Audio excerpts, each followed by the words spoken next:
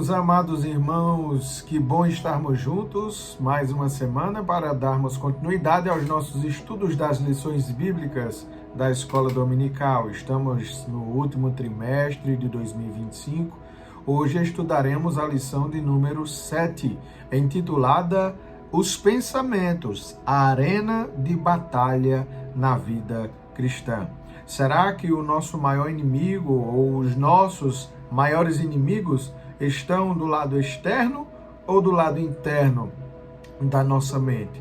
Será que são mais perigosos aqueles inimigos que estão externalizados, ou seja, no mundo, aqueles que nos sobrevêm de modo externo, ou aquilo que está internamente dentro de nós, o nosso eu, os nossos pensamentos são os nossos maiores inimigos, ou de um modo geral, é o nosso maior inimigo? Veremos no decorrer dessa lição a importância de termos um pensamento ou pensamentos sadios, pensamentos louváveis, agradáveis, claro, com base na Bíblia Sagrada, a Palavra de Deus, que é a nossa regra de prática de fé, a nossa regra geral, mas também enfocando no tratado pelo trimestre atual, pelo pastor Silas Queiroz, acerca do corpo, da alma e do espírito, uma visão antropológica, ou seja, da antropologia bíblica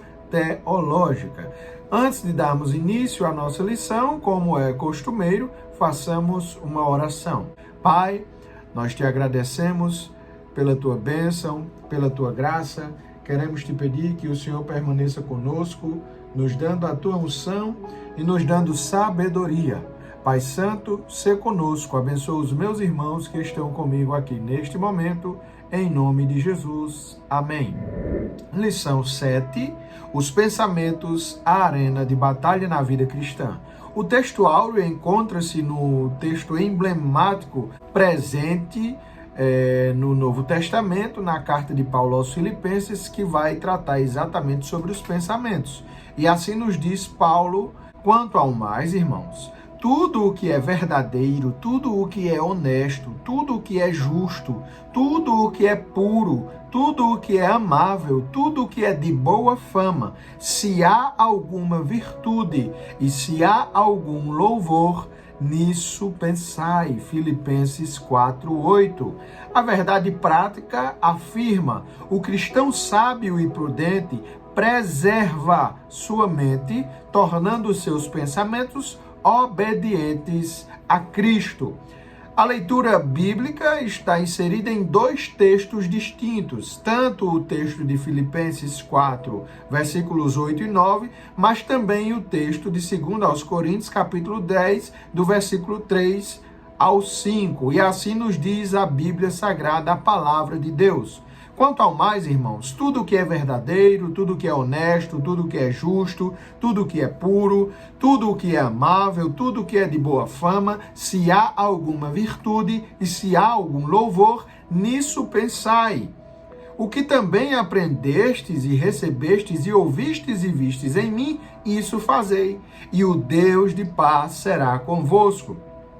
Porque andando na carne, não militamos segundo a carne, porque as armas da nossa milícia não são carnais, mas sim poderosas em Deus para destruição das fortalezas, destruindo os conselhos e toda a altivez que se levanta contra o conhecimento de Deus e levando cativo todo entendimento à obediência de Cristo. Essa tradução pode também ser encontrada em algumas versões bíblicas como e levando cativo todo pensamento à obediência de Cristo. Nós sabemos que o termo grego noema, diz respeito ao pensamento. Então, levando cativo todo tipo de pensamento à obediência de Cristo. E o versículo do texto áureo é realmente emblemático e Paulo vai enfatizar dizendo o quê? Tudo que é agradável, tudo que é bom, tudo que é de boa fama, tudo que é louvável, tudo que é puro, enfim, ele vai dando adjetivos, ele vai qualificando os tipos de pensamento que o crente deve ter, de modo que essa colocação, né, essa ação do verbo no imperativo, nisso pensai, diz respeito à atitude que cada homem, cada crente em especial, deve ter como conduta para ter o seu pensamento voltado às coisas de Deus. Primeiro, levando uma vida, como ele apresenta no versículo 6, uma vida de oração, entregando todas as suas petições, todas as suas súplicas a Deus, levando cativo o seu pensamento, o seu entendimento à obediência de Cristo e pensando nessas coisas boas, agradáveis, tudo que é de boa fama, tudo que é louvável, tudo que glorifica a Deus, nisso nós devemos pensar. E o versículo 9 de Filipenses 4, ele diz o seguinte: tudo quanto aprendestes, vistes e ouvistes em mim, isso fazei, ou seja, isso imitai. Em outros textos bíblicos, ele vai dizer: sede meus imitadores, assim como eu fui de Cristo. Sabendo que os nossos pensamentos são sedes importantes, são elementos importantes para a nossa conduta, para como nós estaremos diante de Deus. Os nossos pensamentos dizem respeito a como está a nossa vida espiritual, a como anda a nossa conduta espiritual, como o nosso testemunho cristão está sendo perpassado para as outras pessoas ou demonstrado às outras pessoas. Então, os pensamentos, de um modo geral, não à toa, são um campo de batalha maior que o crente enfrenta, justamente porque uma pessoa, um crente que tem os pensamentos bons, que ele exercita ali, levar o seu entendimento, o seu pensamento, a obediência de Cristo, cativamente a obediência de Cristo, é um crente que de fato ele vence todas as suas batalhas de modo satisfatório. Amém? Continuemos com a nossa lição. A introdução da nossa lição nos diz o seguinte: na lição 5, fizemos um estudo introdutório acerca da alma. Vimos que, junto com o espírito e inseparável dele, ela compõe a parte imaterial ou espiritual do ser humano. Também apresentamos uma síntese dos seus principais atributos. Quais são? Os sentimentos, intelecto e vontade.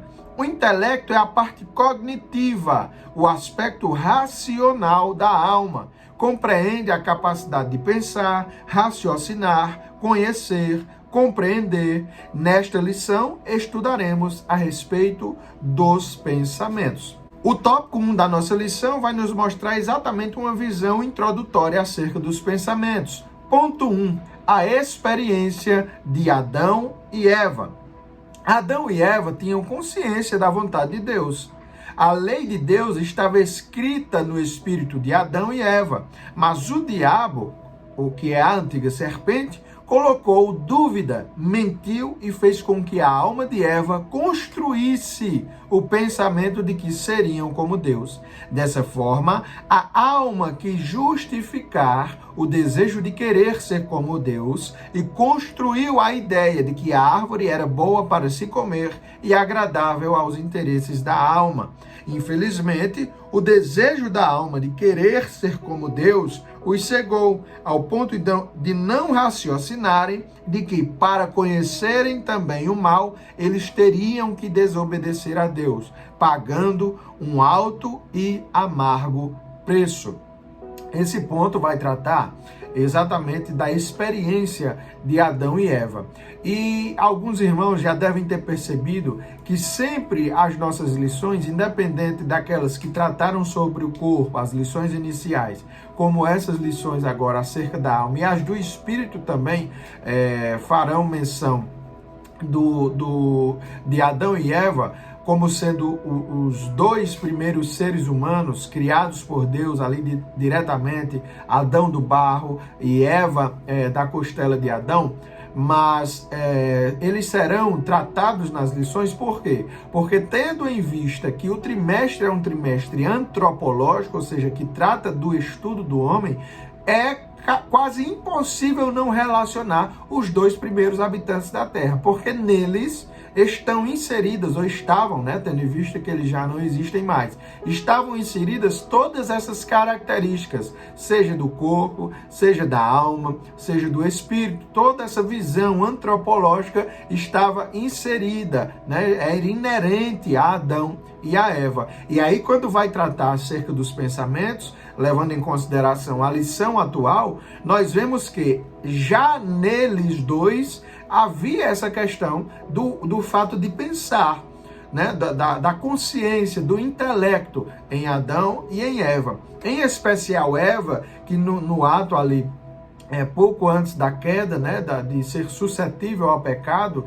de abrir mão, de dar a brecha e cair na tentação, ela é mais enfatizada porque o diálogo que ela tem com a serpente demonstra, né, a serpente, o diabo, a antiga serpente, demonstra exatamente essa capacidade cognitiva de Eva. Porque ao iniciar a conversa com Satanás, ela começa demonstrando cognitivamente, ou seja, o seu pensamento, ela começa demonstrando um pensamento segundo aquilo que Deus havia ordenado a Adão e a ela. Então, ela não estava isenta de cognição, ela estava ciente daquilo que estava acontecendo. Tanto que ela diz, né, que era proibido comer, e aí entra a parte da tentação, que é também um inimigo externo, que afeta também a questão dos pensamentos, a questão do intelecto, né, essa questão da alma é influenciada também pelo inimigo, que é o nosso inimigo externo, Satanás. E aí quando ele vem e faz todo aquele jogo de palavras, de história, tenta, né, o verbo em si é tentar, quando ele tenta Eva ali, quando ele ludibria Eva, aí ela já muda o pensamento, né, e de fato passa a perceber com outros olhos, né, pensar com outros olhos, imaginar como seria de fato se ela comesse e se tornasse igual a Deus. De modo que quando ela come, né, quando ela ingere o fruto, e também, por conseguinte, Adão ingere após ela oferecer, eles passam, né, a ter, continuam, na verdade, tendo pensamentos, continuam tendo cognição, continuam tendo o seu intelecto ali, mas já manchado, deturpado pelo pecado, assim como todos os outros elementos. Nós vimos na lição passada acerca da consciência, e a consciência também sofreu, né, por conta da queda, por conta do pecado. Toda característica tricotômica do homem sofreu, foi deturpada, foi manchada, foi maculada por conta do pecado. A consciência, o corpo, né, a questão espiritual do homem e também o pensamento, evidentemente. Então, essa questão, quando nós fazemos relação, e principalmente o autor das lições fez menção a Adão e Eva, é por estar presente ali neles a questão do pensamento.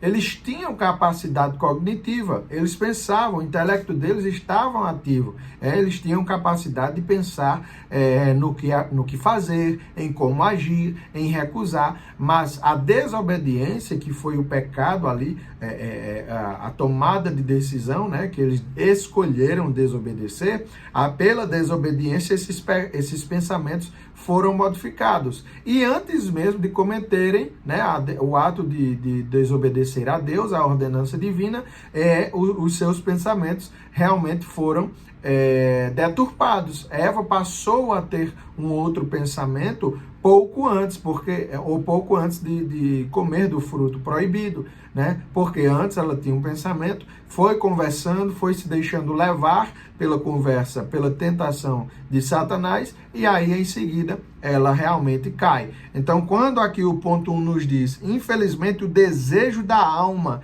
de querer ser como Deus os cegou, a ponto de não raciocinarem de que para conhecerem também o mal, eles teriam que desobedecer a Deus, pagando um alto e amargo preço. E aí o ponto 2 vai nos falar sobre os conceitos, ou o conceito e as origens. Podemos dizer que a alma é o conjunto de pensamentos, sentimentos e emoções adquiridos pelas informações absorvidas pelo envolvimento com o meio em que o ser humano está inserido, o que o torna uma alma vivente, como nós vimos em Gênesis 2:7. Os pensamentos tanto podem se originar de fatores internos, que são os pensamentos ali, os fatores biológicos, psicológicos e espirituais, como também por fatores externos, que são os fatores ambientais ou as experiências do cotidiano, do dia a dia, né? A vivência diária. Independente da origem dos pensamentos, o ser humano deve glorificar a Deus em seus pensamentos. Tendo em vista essa questão das origens dos pensamentos, nós podemos analisar aqueles que têm em posse um livro de apoio, pode analisar que o pastor Silas Queiroz, ele aborda de maneira bem objetiva, citando duas pesquisadoras, duas estudiosas acerca do tema, a Judith Beck e a Elaine Cruz. Elas vão citar que os fatores, né, biológicos, os fatores psicológicos e os espirituais também são fatores internos acerca dos pensamentos, ou seja, aqueles que produzem, né, os fatores internos ali para que o pensamento possa ser produzido no ser humano, possa influenciar os pensamentos do ser humano. Então, são as questões biológicas, as questões psicológicas e as questões também espirituais. Embora alguns, né, modernos, estudiosos, pensadores modernos, não associem tanto a característica espiritual às questões do pensamento. Porém, nós sabemos de fato, inclusive pela própria Bíblia Sagrada, que as questões espirituais influenciam sim muito a questão dos pensamentos. Não à toa, Paulo vai citar e dizer que o homem espiritual, ou seja, aquele que é cheio do Espírito Santo, que é guiado, dominado, regido pelo Espírito Santo, o homem espiritual, ele discerne, ou seja, ele entende, ele compreende tudo muito bem. Então, a questão espiritual, de fato, está, sim, ligada, atrelada à influência. É um fator, sim, influenciador para a questão dos pensamentos. Mas tem também as questões externas, né? Os fatores externos, que aí as autoras e o pastor Silas Queiroz, ele cita, dizendo que são as questões ambientais, aquelas que de forma externa influenciam os nossos pensamentos, as questões ambientais ou as experiências do cotidiano, do nosso dia a dia. Quantas vezes uma coisa não nos sobreveio, né? Uma coisa externa, uma ação externa, ali não nos sobreveio e nós nos pegamos pensando acerca disso. Por quê? Porque é um fator também a questão do dia a dia, do cotidiano, das experiências que nós passamos, que nós temos, né? Que nós observamos e experienciamos ao longo do nosso cotidiano. Mas aqui fica importante a pontuação de dizer que, independente da origem dos pensamentos, né, nós devemos glorificar a Deus através deles, né? Independente se sejam questões biológicas, questões psicológicas, questões espirituais, que são os fatores internos, ou questões do cotidiano, as experiências cotidianas, diárias, ou questões ambientais, que são os fatores externos, independente disso, os nossos pensamentos devem estar voltados para glorificar a Deus, para agradar a Deus. Daí entra o texto áureo, em que emblematicamente Paulo cita tudo aquilo que é louvável, agradável, tudo aquilo que é bom, que é puro, que é de boa fama, se há algum louvor, se há alguma virtude, nisso pensai. O texto áureo se encaixa exatamente nessa questão, porque se há os fatores, se há dois tipos de fatores, melhor dizendo, independente desses dois tipos de fatores, a redundância, ou seja, a resposta final, o resultado final deve ser através dos pensamentos, sejam por fatores internos ou fatores externos, através dos pensamentos, nós devemos glorificar a Deus. Ponto 3. As características dos pensamentos. Grande parte dos pensamentos são construídos pela influência do meio e das situações. Dessa forma, se o ser humano estiver em um ambiente que agrade a Deus, terá maiores condições de pensar de forma saudável, pura e edificante. Do contrário, os pensamentos serão carnais e malignos. Geralmente, o comportamento de uma pessoa é resultado do que ela pensa. Quanto mais o ser humano se envolver com práticas que agradam ao Espírito Santo, mais vai pensar, né, de forma sábia e pura, e terá o seu coração guardado pela paz, que excede todo o entendimento. Este ponto é importante para que nós possamos compreender que, assim como alguns estudiosos antigos, né, de grande influência na questão acadêmica, diziam que o homem é produto do meio. Antes dessa citação ocorrer, Paulo já afirmava que as más conversações corrompem os bons costumes. Jesus também afirmou, né, que aquilo que os fariseus, que os escribas, que aqueles hipócritas estavam falando acerca dele ou acerca dos seus ensinamentos, né, eram ações de hipócritas, porque por fora, né, eles falavam bonito, tinham uma aparência exterior agradável, chamativa, mas por dentro eram sepulcros caiados, ou seja, era rapina, era o que não prestava, era a parte podre. Jesus também vai advertir e dizer que a boca, ela só propaga, ela só reverbera daquilo que o coração está cheio.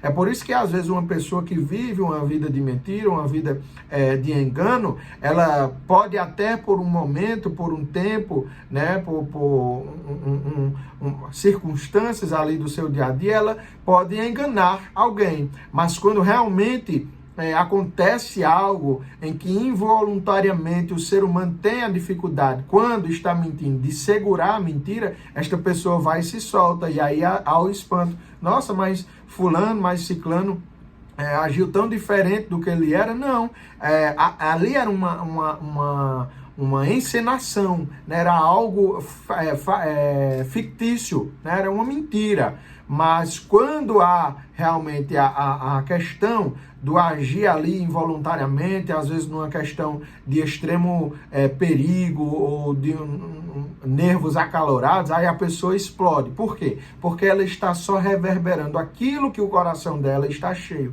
Então essas questões que o ponto 3 aborda aqui acerca de onde o ser humano está inserido, né, do meio em que ele está inserido, do convívio dele, do cotidiano, porque nós vimos agora há pouco que a experiência cotidiana, ou seja, é um fator externo para influenciar os pensamentos. Então, onde nós estamos inseridos, com quem nós estamos nos relacionando, né, de onde nós estamos bebendo, o que está entrando na nossa mente, né, o que nós estamos comendo, como é muito usado esse termo, empregado esse termo, né? De onde nós estamos comendo, o que nós estamos comendo, não no sentido de comida literal, mas aquilo que nós estamos ingerindo intelectualmente, né? Seja através de áudio, seja através de leitura, seja através das palavras, né? Mas o que nós estamos tragando, ingerindo, né, colocando dentro de nós, vai, né, influenciar, sim, acerca dos nossos pensamentos. Porque são fatores também influenciadores de pensamento as questões externas, não só as internas, não só a questão biológica, psicológica ou espiritual, mas as externas também. Então nós devemos vigiar, né? Nós devemos ter cuidado com quem nós estamos andando, com quem nós estamos tratando, o que nós estamos ouvindo, lendo, falando, o que nós estamos propagando. Porque se o nosso coração vai estar, né, ou estará, melhor dizendo, cheio de coisas que não agradam a Deus, consequentemente os nossos pensamentos também não agradarão a Deus. Mas a recíproca é verdadeira. Se os nossos pensamentos são ou estão, né, com características boas, puras, perfeitas, e aí tornamos a repetir o texto áureo e não está como texto de ouro, né, como texto principal à toa. Se os nossos corações estão cheios, repletos de pensamentos, né, tendo em vista a mente, se a nossa mente está cheia, repleta de pensamentos agradáveis, louváveis, né, que tem virtudes, que são bons, que tem boa fama, então nós estaremos agradando a Deus e pensando realmente o que é bom, o que é agradável. Não à toa, Paulo vai escrever aos Romanos dizendo que nós devemos nos transformar segundo a renovação do nosso entendimento. para que aí sim nós experimentemos qual seja a boa, perfeita e agradável vontade de Deus. A visão geral do tópico 1 afirma: os pensamentos fazem parte da estrutura da alma humana e devem ser avaliados quanto à sua origem e natureza moral. Tópico 2, a gestão dos pensamentos. Imperativo ético e espiritual. O apóstolo Paulo não está apenas sugerindo, mas ordenando aos crentes que tenham uma prática mental contínua, a fim de disciplinar o pensamento e glorificar a Deus. Paulo menciona 8 padrões onde o cristão deve aplicar seus pensamentos para agradar a Deus, que são verdadeiro, honesto, justo, puro, amável, de boa fama, que tem virtude e que tem louvor. Uma das principais recomendações do Senhor Jesus para uma vida espiritual saudável é a vigilância. Diante da realidade do poder do pecado e das tentações, a alma guerreia contra as intenções do espírito. E nesse conflito, a vigilância deve ser momentânea e diária.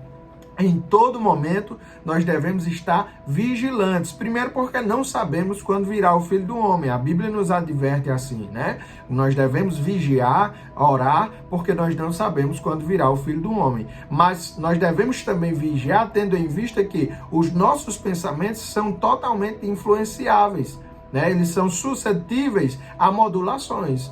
Basta nós rememorarmos o que nós falamos acerca de Eva. Eva foi instruída diretamente, pessoalmente por Deus. Deus vinha relacionar-se com Eva e com Adão toda tarde, todo fim de tarde, na viração do dia. E eles foram instruídos diretamente por Deus. Deus não usou ninguém ali, até porque não tinha outras pessoas.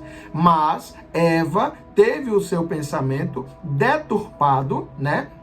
Teve o pensamento flexivelmente, que é flexível, melhor dizendo, teve o pensamento modificado por conta de outra maneira de interpretar, com a tentação de Satanás, a antiga serpente. Então nós devemos ter um cuidado diário, constante com o nosso pensamento. E aí vem a ordenança, mais uma vez, do que Paulo trata, que é o nosso textuário. Ele vai apresentar ali 8 características que nós devemos ter com os nossos pensamentos. 8 ações, 8 tipos de pensamentos que nós devemos ter. Primeiro, um pensamento verdadeiro. Nós devemos nos alimentar, né, mentalmente de coisas que são verdadeiras. Nós sabemos que hoje em dia há uma variedade de influenciadores, né, de pessoas que portam tecnologicamente instrumentos de propagação de mensagens, né? Mas muitas dessas mensagens não necessariamente, e infelizmente a maioria não são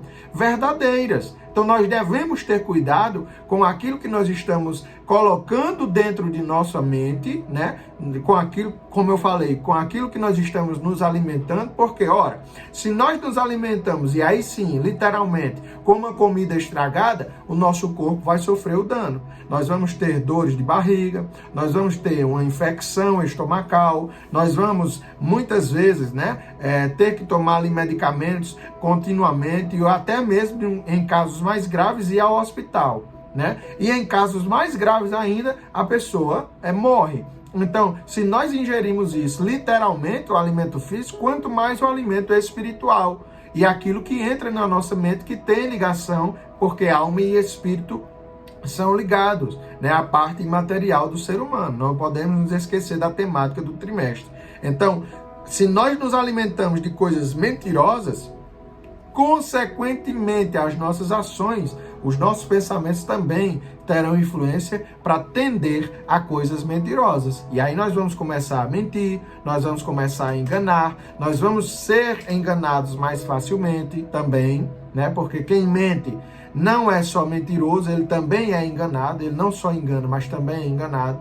Mas aí Paulo vem e diz, pensamentos verdadeiros, pensamentos honestos, né? Quanta desonestidade nós vemos aí de pessoas que maquinam a desonestidade, né, no seu pensamento, e depois agem desonestamente. Mas o crente deve ter um pensamento honesto e também um pensamento justo, né? Não um pensamento covarde, injusto, de pessoa má, de um mau caráter. Não, nosso pensamento também, ou nossos pensamentos devem ser pensamentos justos, pensamentos puros, né? Quantas pessoas, quantos crentes aí com pensamentos impuros, às vezes até mesmo dentro da igreja, com pensamentos perniciosos, caluniosos, com pensamentos indecentes, indecorosos para com o outro, não só em questão sexual, mas em questões também diárias, do dia a dia, do relacionamento com o nosso próximo. Mas o crente, ele deve ter um pensamento puro.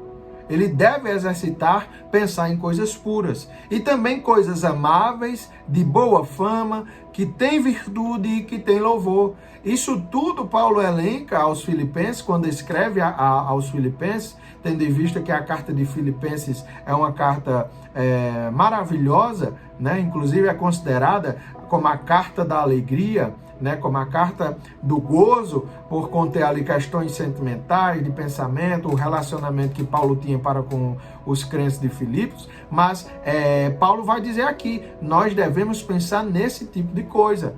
E por que eu estou dizendo que nós devemos pensar? Porque ele diz, tudo aquilo que vistes, que ouvistes, que aprendestes de mim, né, isso fazei, né, isso pensai, nisso pensai. Então, é uma questão da experiência que ele teve, da atitude que ele teve, e ele estava trazendo como testemunho e também ensinamento para os crentes filipenses. Então nós devemos guardar esses ensinamentos e exercitar esse tipo de pensamento. O ponto 2 vai falar sobre acima da técnica. Nós devemos tomar cuidado com a chamada gestão do pensamento, ensinada como técnica para a saúde emocional. Nós sabemos que existem pontos positivos, realmente, em relação à ajuda de profissionais da saúde emocional, mas a felicidade humana e a perfeita saúde emocional não depende exclusivamente de gestão de pensamentos. O ser humano, né? O ser humano sozinho não consegue alcançar os ideais de felicidade eterna, que estão exclusivamente em Deus. O ser humano precisa da regeneração espiritual produzida pelo Espírito Santo e da renovação do entendimento produzida pela palavra de Deus. E dessa forma experimentará a paz e a alegria do Espírito Santo de Deus.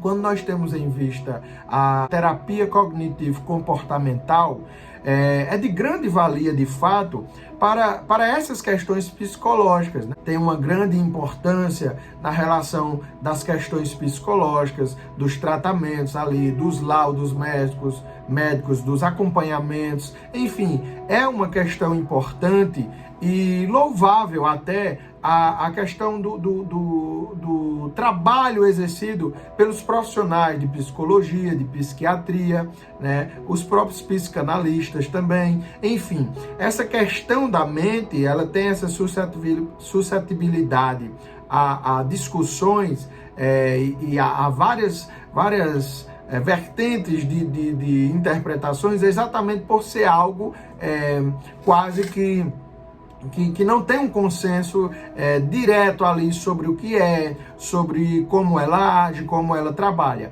A mente humana realmente é um mistério, academicamente falando, cientificamente falando. Porém, nós temos a visão pela Bíblia Sagrada que Deus, que é aquele que dá ao homem tanto o seu corpo, quanto a sua alma, quanto o seu espírito, ele tem capacidade plena para agir na mente do ser humano e geri-la de modo que satisfatoriamente este homem esteja plenamente realizado, plenamente completo ali, pleno, né? Esse homem seja pleno, tanto nas suas faculdades mentais, quanto na forma dos seus pensamentos, quanto também nas suas ações e no seu relacionamento espiritual para com o próprio Criador. Mas essa terapia cognitivo-comportamental, que é conhecida também como TCC, ela é válida no sentido de ser um apoio, mas é limitado, porque há questões inerentes ao ser humano, inerentes aos pensamentos do ser humano,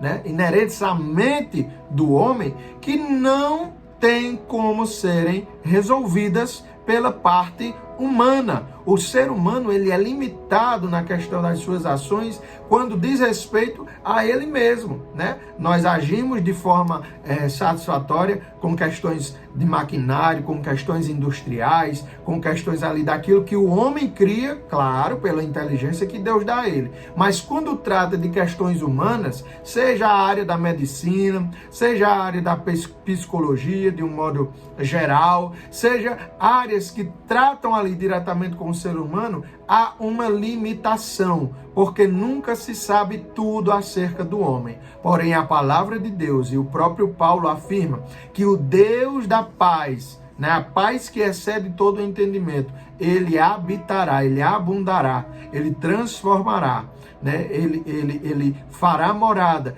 ele renovará, ou seja, ele fará tudo no coração de vocês. E o coração ali está relacionado não ao coração físico, né, do hebraico leb, mas no coração no sentido de cardia, o coração não no sentido de cardia, melhor dizendo, mas no sentido de mente, né? Porque coração também muitas vezes no texto bíblico está fazendo referência à mente. Por isso que o proverbista vai dizer: sobre tudo que deve guardar, né? Guarda o teu coração, pois dele procedem as saídas da vida. Ali não é o coração literal, né? Não é o coração com as veias, com as artérias, enfim. Não, é o coração ali em relação à mente, né? Então há essa questão de jogo de palavras na nossa tradução. Então, quando fala de coração, também diz respeito, muitas vezes, e nesse sentido aqui, né, diz respeito à mente. E Deus, ele tem poder, sim, para quando, na limitação humana em relação ao psicológico, em relação a pensamentos, né, em relação à mente, que é a psicologia, é essa área que estuda a mente, né, tendo em vista psique, né, a alma ali, o pensamento, a mente, logia, o estudo da mente. Deus, ele é aquele que tem total respaldo e total conhecimento acerca da mente humana. Por isso que se os nossos pensamentos estão voltados para as questões divinas, para as questões espirituais, para as questões em que foram tratadas e acabaram de ser citadas aqui e já foram mencionadas no textuário, se o nosso pensamento está repleto desse tipo de coisa, a nossa conduta diária, o nosso relacionamento diário, tanto para com Deus quanto para o próximo, vai ser um relacionamento tranquilo, um relacionamento de paz, longe, distante de qualquer perturbação mental. Eu não estou dizendo aqui, para longe de qualquer deturpação daquilo que eu queira falar, ou daquilo que eu já tenha mencionado, não estou dizendo aqui que não tem importância o trabalho de um profissional da área da psicologia, psiquiatria ou um psicanalista, por exemplo. Não, é salutar, é recomendável, né? São também pessoas dignas de aceitação, uma profissão digna,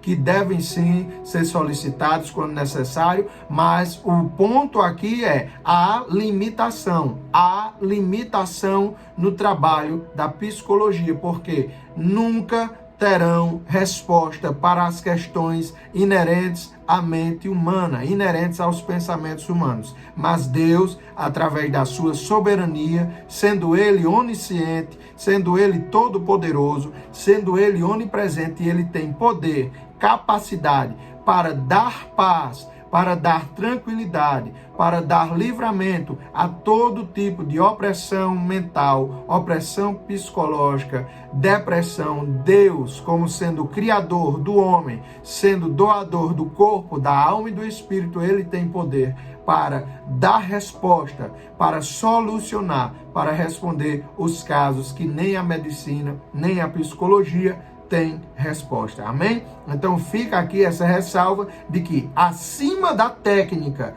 que é importante, que é salutar, que é louvável, acima da técnica tem Deus, que é o doador da vida e aquele que controla a mente humana. Porque se nós lembrarmos o que o salmista fala no Salmo 139, ele diz: antes da palavra chegar aos meus lábios, tu já sabes né, o que eu vou falar. Por quê? Porque Deus é quem conhece, de fato, a mente humana integralmente. Porque é Ele quem entretece o ser humano no ventre materno. Nós vimos isso nas primeiras lições. Ponto 3, recursos espirituais.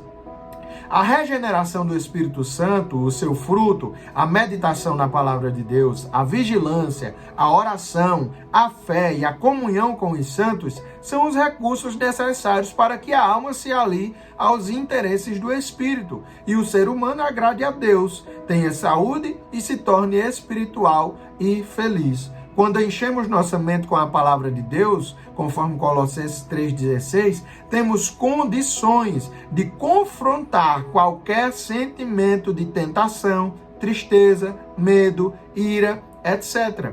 Então, de fato, são essas questões, são esses recursos espirituais que estão à nossa disposição, tendo em vista a palavra de Deus, a comunhão com os nossos irmãos, né, o relacionamento ali sadio, porque nós sabemos de fato que nem todos os relacionamentos que a gente tem, né, de interações sociais, são compostas de pessoas que professam a mesma fé que a gente, mas tem ali características naquelas pessoas de um relacionamento saudável, né? Nós temos familiares que não são crentes, mas que nós convivemos, né, pacificamente, que nós temos conversas saudáveis, né? Claro que na grande maioria isso não ocorre. Porém, quando nós temos em vista essa questão de recursos espirituais a nosso favor para auxiliar-nos, né, acerca das questões dos pensamentos, acerca de como nós devemos pensar, como nós devemos agir intelectualmente falando, nós temos a nosso dispor a palavra de Deus, a comunhão com os santos, ou seja, com os nossos irmãos,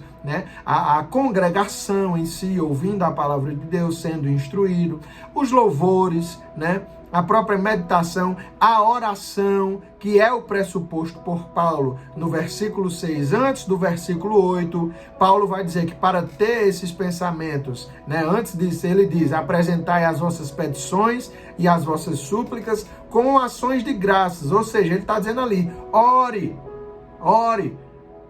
O ensinamento de Paulo ali é ore e você conseguirá ter esse tipo de pensamento. Então, esses pensamentos não são, de fato, diretamente fáceis de adquirir. Não, impossível. O homem adquirir por si só. Eles devem ser conquistados através da oração, através da devoção, através da renúncia, através da leitura da palavra de Deus, da meditação nas Santas Escrituras, do relacionamento do homem com o povo de Deus, né, do relacionamento do homem para com Deus, e isso se dá também através da oração, que é o relacionar, que é a conversa do homem com Deus. Então, todas essas questões, né, todos esses recursos estão à disposição do homem para que ele possa conseguir ter pensamentos bons, porque humanamente falando é impossível o homem por si só, pela força do seu braço, ele conseguir ter pensamentos bons, pela própria natureza pecaminosa caída. Então, quando vem aqui e diz o ponto, quando enchemos nossa mente com a palavra de Deus, temos condições de confrontar qualquer sentimento de tentação, tristeza, medo, ira, né, pavor. Então, quando nós enchemos a nossa mente das coisas de Deus, da palavra de Deus, quando oramos, quando nos enchemos de Deus, do Espírito Santo de Deus, nós conseguimos vencer isso. Basta lembrarmos o que Paulo escreve aos crentes de Colosso, ou seja, aos Colossenses, quando ele escreve no capítulo 3 e diz, pensai nas coisas que são de cima, do alto, né? E não nas que são da terra. Né? Pensai nas coisas que são de cima. Então, nós devemos manter o nosso pensamento nas coisas do céu. E aí, nós temos, excepcionalmente, um ponto 4, que vai tratar de algo interessante. O título do ponto fala sobre Jerusalém e Betânia, mas não vai falar propriamente sobre essas duas regiões, mas uma conduta que Jesus tinha. Vejamos, a expressão Jerusalém e Betânia significa que o cristão precisa, de quando em quando, sair de lugares agitados para lugares calmos, a fim de se afastar das distrações e fortalecer a comunhão da alma com Deus. Jesus costumava ir para lugares desertos a fim de fortalecer sua comunhão com Deus, principalmente em momentos difíceis. É na calmaria que a alma consegue ouvir a voz de Deus e ser guiada por Ele. Então, quando há esse paralelismo, essa associação aqui de Jerusalém e Betânia, é porque Jerusalém tinha essa característica, né, até pela sua população, por ser maior do que Betânia, mais agitada. E Jesus foi perseguido, Jesus foi caluniado, enfim, ameaçavam Jesus em Jerusalém, tanto que o contexto ali vai dizer que quando Jesus disse que ia a Jerusalém, os discípulos até disseram, não, mas estão querendo te matar, o Senhor vai voltar para lá, enfim. Já Betânia não, era um lugar menor, né, com menos casas, com menos agitação, e Jesus, vez em quando, de quando em quando, ele ia a Betânia, tanto para orar, né, como também para ter a sua mente ali menos agitada com as questões externas, também as questões internas que lhe eram inerentes, mas ele ia ali para Betânia para sossegar. E com o crente não deve ser diferente, né? O crente que vive uma vida agitada, ele precisa, de fato, psicologicamente e espiritualmente também, de ter, e claro, fisicamente, o corpo também pede isso, de ter momentos de descanso, né? Um momento sozinho para refletir, para descansar, para dormir, enfim. Jerusalém e Betânia tem essa questão de há momentos que nós estaremos em ambientes totalmente agitados, né? Totalmente inóspitos para um descanso, no sentido de realmente ser agitado, conturbado, mas nós devemos procurar ir a Betânia também para descansarmos, para termos um relaxamento mental, até mesmo para nos ajudar a tomar decisões. Visão geral do tópico 2. O cristão deve assumir o controle de sua mente, usando recursos espirituais e bíblicos para pensar conforme a vontade de Deus. Último tópico, a batalha na arena dos pensamentos. Ponto 1. Influências espirituais. Sabemos que o mundo espiritual existe realmente, e Paulo deixou isso bem explicado em Efésios capítulo 6, né, quando ele vai falar exatamente das hostes espirituais, da maldade, as potestades, os principados. Ele vai falar desta questão espiritual, do mundo espiritual, existe de fato. Na armadura de Deus, todas as armas são importantes e servem para o quê?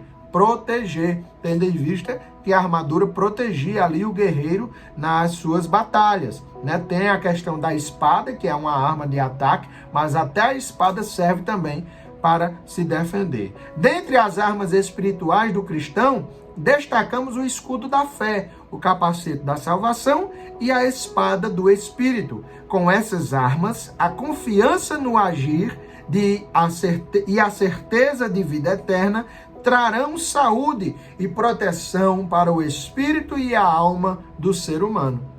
E eu adiciono aqui, esqueci de colocar, e também para o corpo humano, porque uma alma e um espírito sadios é consequência, nós vimos isso nas lições iniciais, quando tratava do corpo, um espírito e uma alma sadios é também um corpo, ou diz respeito também de um corpo sadio. Então, nós devemos ter o escudo da fé, empunhar a espada, né, da palavra de Deus, e também nós devemos ter o capacete da salvação. Com isso, nós estaremos armados, claro, tendo em vista os outros equipamentos dessa armadura de Deus, de Efésios 6, com os outros utensílios dessa armadura, nós estaremos, de fato, diante de Deus bem, e os nossos pensamentos, o nosso corpo, a nossa alma, o nosso espírito, estarão também bem para a nossa lida, da nossa carreira, né? A carreira que nos está proposta, nós poderemos